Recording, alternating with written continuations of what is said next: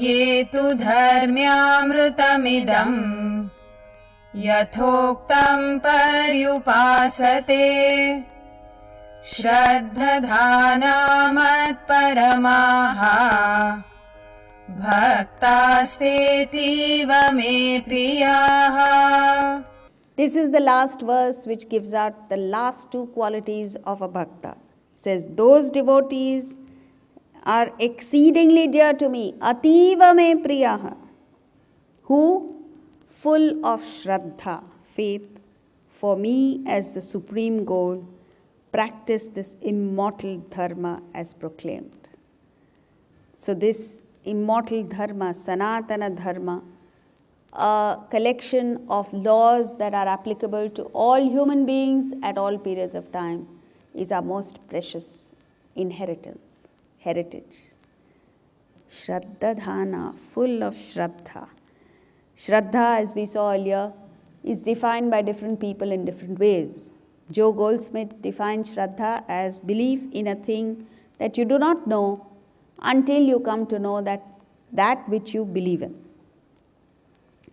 Rabindranath Tagore says, define Shraddha as the bird that feels the light and sings while the dawn is still dark. When it is pitch dark outside, at a certain time, the birds understand that dawn is approaching and start singing. Similarly, a spiritual aspirant is one who, in the ignorance and darkness of this world, understands that there has to be something beyond the world and aspires for it and sings for it. Adi Shankaracharya defined it as the capacity of the intellect to take in knowledge, reflect over it, absorb it into the system until it becomes an inseparable part of you. And it is this Shraddha that we need to go back home with and make a determined effort to imbibe these 35 qualities. If you can't imbibe 35, at least one or two, start with one.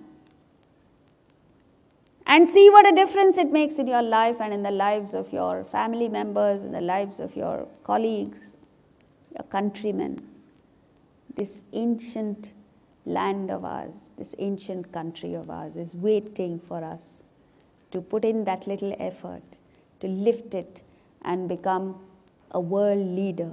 This is our destiny. And it's for us to put in that effort to achieve it. Aldous Huxley defines faith as 4 different ways. One is trust, where you have confidence in fellow human beings.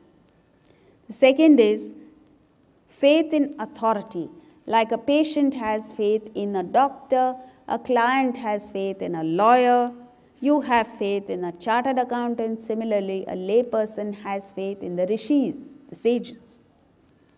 Third is an unverified but verifiable fact, like the kangaroo in Australia. You may not have seen the kangaroo. It has not been verified to your understanding yet, but it is verifiable. You know, you can go there and see the kangaroo. The fourth, which applies only to Atman, is not just unverified, but it is unverifiable. Atman can't be seen with the eyes, it can't be heard, it can't be felt with the mind, it can't be conceived of the intellect, and therefore it is extremely important that you have faith in it. Last quality, quality number 35, Mat Paramaha. You must accept Atman as the supreme goal and take it to the very end. Atman is that which pulsates through your body, mind and intellect and is responsible for every hair of yours that grows, for every thought that flits through your intellect, for every emotion that you feel within your mind, for every cell in your body that works perfectly.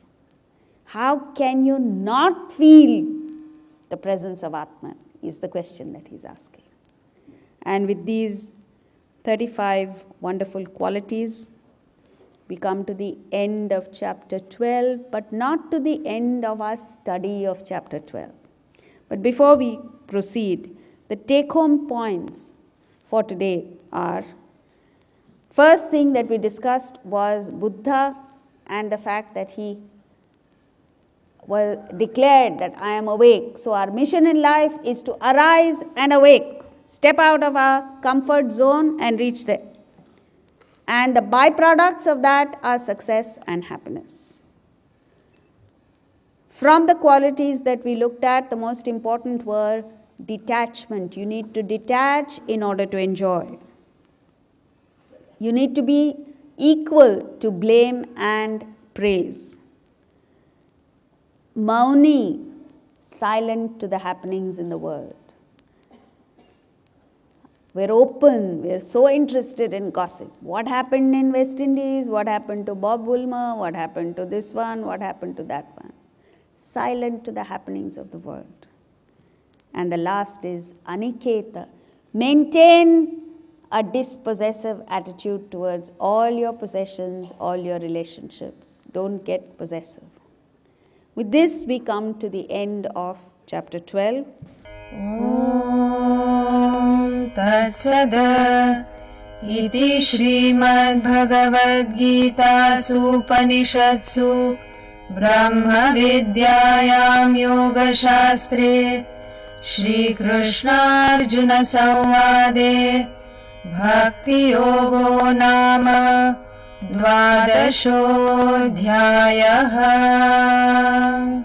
So we'll all repeat the first verse together, as is the tradition, to indicate that our study of the 12th chapter has begun and not ended. Arjuna Uvacha Evam Satata Yuktaye Bhaktasvam Paryupasate Ye Chapyaksharam Tesham ke yoga vittamaha.